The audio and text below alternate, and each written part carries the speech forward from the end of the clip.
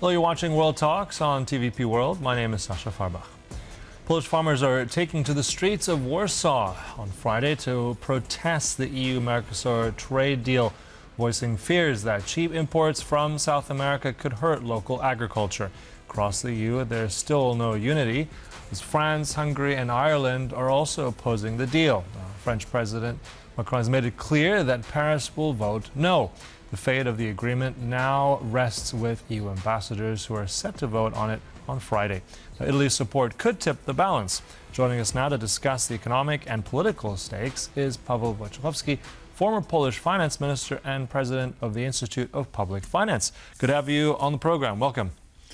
Very nice to be here. Thank you for the invitation. So I want to draw on your own government experience of the past. Right now we have a statement from the Polish government, a spokesman who says that they will fight to the very end to block the EU-Mercosur agreement, and if that fails, will seek safeguard clauses to protect Polish agriculture.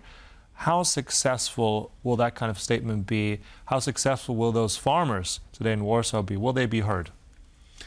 Well, from the point of view of the EU votes, I'm pretty certain that that will be approved, the deal, because it will be used in equality majority voting, and Poland with other countries that you mentioned, France, Ireland and others, Austria as well, and Hungary, will not be able to block it. So the pivot of Italy, late pivot was a change of view, I guess.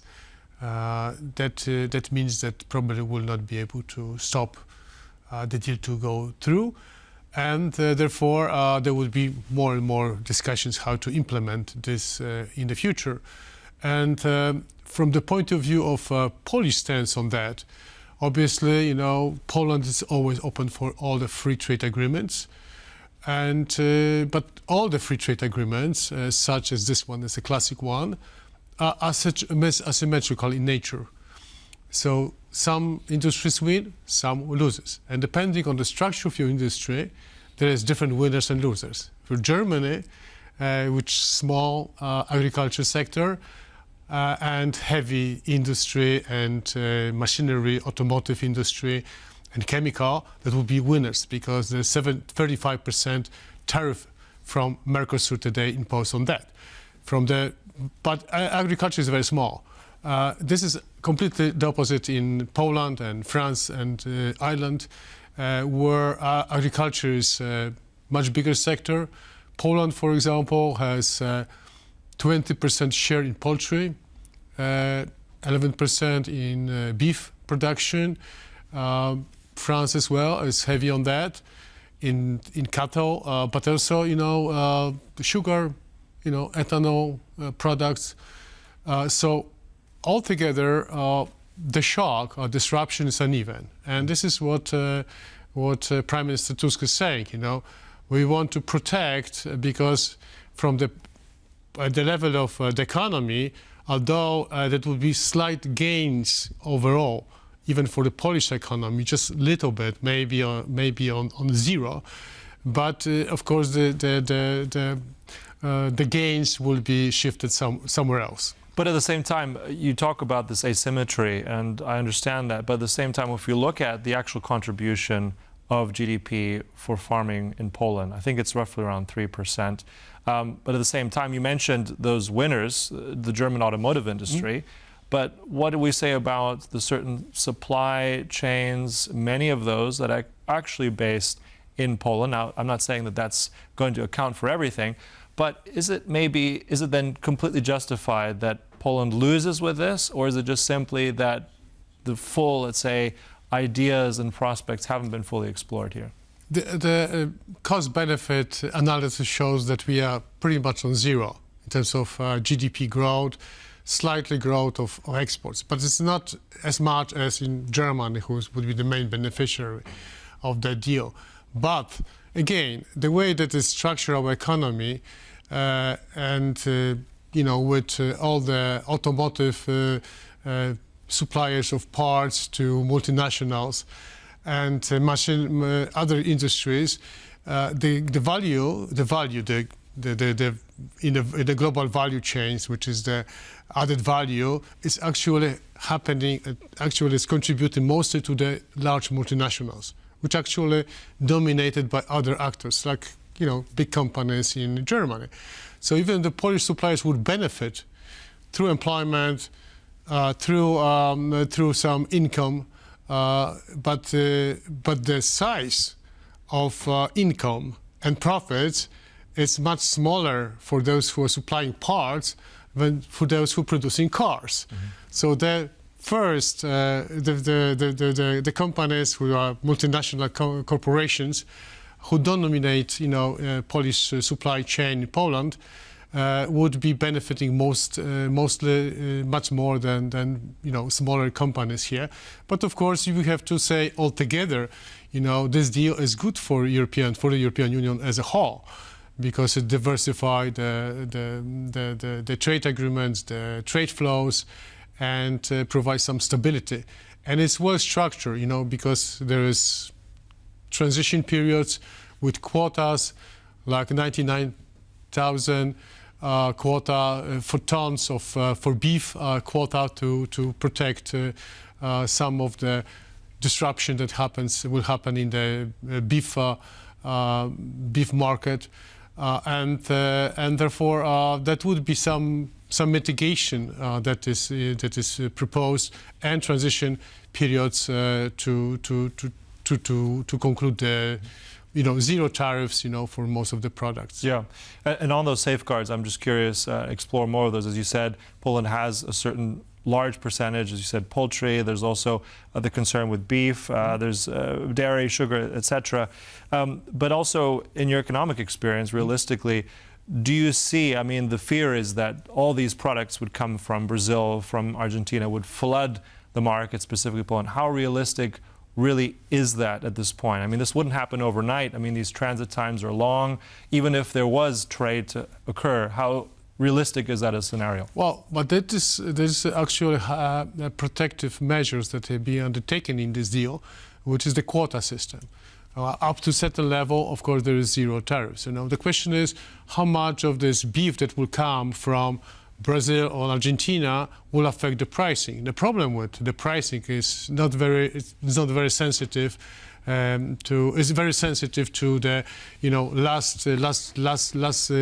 know, the net effect of the newcomers. So if you have an increase of production or increase of imports, then of course even a small amount that will come through free zero tariff quotas to the European market could affect the pricing. That would lower the margins, profit margins of some, you know, fragmented family farms, and this disruption is a cost to the farmers, you know. And this is what's all the discussion is all about: how to mitigate that. It's not that easy, because if you bring the product, you know, to the market, like a car or a steel, then of course you can protect yourself with some internal tariffs, such as so-called CBAM, that is the carbon tax. You say if you produce somewhere else and you produce CO2 emissions, there's a carbon leakage, so you protect yourself with this barrier. In that case, it's very difficult, because you don't know how much beef to protect against what. Because of course you have elements in the European Union which are very good for our health. We have good food, we have high standards, you know, animal standards, protection, and that is a cost. That cost is not there in other markets, so there's no level playing field. And because of lack of level playing field, the farmers feel that it's not fair. Pascal Lamy, who is a former trade commissioner in the EU and former director of World Trade Organization, he said always the trade must be not only free, but fair. And about this fairness is the discussion today with the farmers. And of course, the farm community is a big one. In Poland, it's big in France. This discussion will continue. The deal probably will be voted. And we'll see what will happen next with that implementation of that deal. Yeah, and we're going to still await that. A lot of ifs at this moment. It's supposed to happen on Friday. I also want to ask you a little bit, I mean, we've talked a lot about the economic impact of all this, good and bad. At the same time, how much do you think today will be guided also by geopolitics? I mean, what we've seen now through Donald Trump, especially in the last week, will geopolitics in that sense Trump, sorry for the pun, the economic argument here, is it going to be both? Which is going to guide that vote today? I guess no discussion can happen without Mr. Trump, President Trump, and he's all around. And of course, he's causing some disruptions. And in fact, I would say uncertainty that he creates, not only just the tariff deals that he concluded, but the uncertainty about that, it's a hidden tariff. So Europe must diversify today with trade flows, with new partners, India, not only Mercosur, but India, which is 4 countries plus Bolivia in accession, also India or ASEAN countries, to diversify the trade flows and find out the rule-based solutions with transitory periods to implement the change. So this is the idea of we want to be we are regional power as Europe, with a big market. So we want to have more diversified trade to benefit, to have the comparative advantage fully used to have a win-win solution for both the countries which we deal with, the regions we deal with, and the European Union citizens. Because the trade is a win-win. So we have opened for the trade deals, but fair trade deals, which less disruption to some sectors that could be mitigated by certain measures. And of course, we have to look at the geopolitics, which plays in favor of those deals between the European Union and other partners around the world. Yeah, so it's geopolitics, it's economics, it's everything mixed together. It's going to be key. And look, thanks so much for all those insights. Very much appreciated. That was our guest here, Paweł Wojciechowski, the former Polish finance minister. Thank you so much. Thank you very much. And thank you for watching. That concludes World Talks, but stay right here for more news and commentary on TVP World. Goodbye.